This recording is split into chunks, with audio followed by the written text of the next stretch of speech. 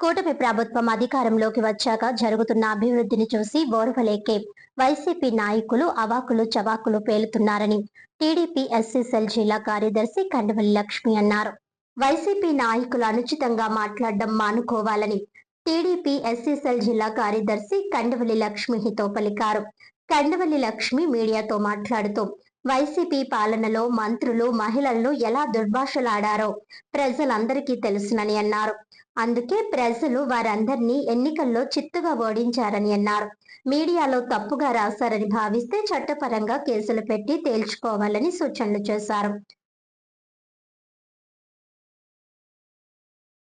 Media మిత్రుల ద్వారా అందరికీ తెలియచేసేలాగా ఆవిడకి కౌంటర్ ఇవ్వడానికే నేను ముందుకు రావడం జరిగిందండి. గత ప్రభుత్వంలో వారు చేసిన భయంకరమైన పరిపాలన ప్రజలందరూ కూడా చూశారు.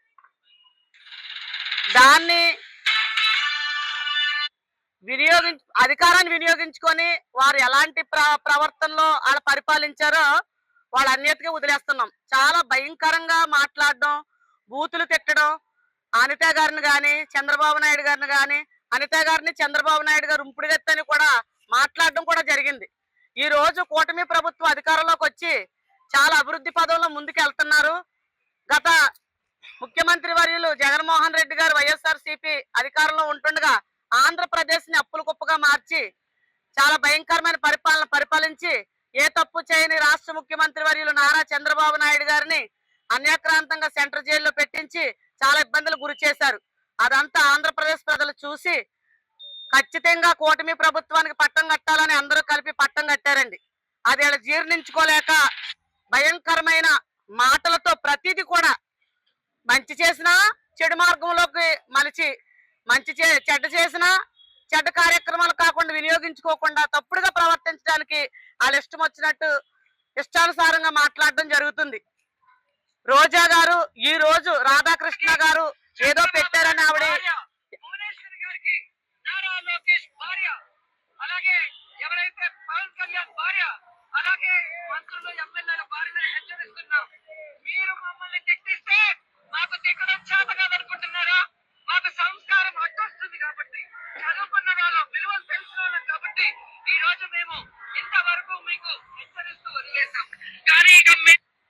ఇది ఫస్ట్ రోజా గారు అన్నారండి. గతంలో వారు అధికారంలో ఉంటుండగా తిట్టిన వీడియో కూడా మేము చూపించడం జరుగుతుంది.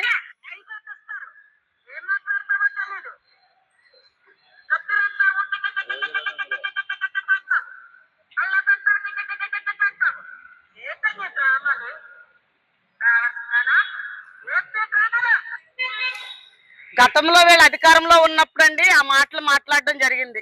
సభ్యత సంస్కారం ఉన్న మహిళలేనా మీరు? మీరు మంత్రులుగా పనిచేశారు. మీ అధికార పార్టీలో ఉంటుండగా చాలా భయంకరమైన మాటలు కూడా మీరు మాట్లాడడం జరిగింది. ఈ రోజు రోజా గారికి ఒక మాట నేను మీడియా మిత్రుల ద్వారా తెలియజేసేది ఏమిటంటే, రోజా గారు మీరు ఒక సాటి మహిళ అండి, అది తెలుసుకోండి.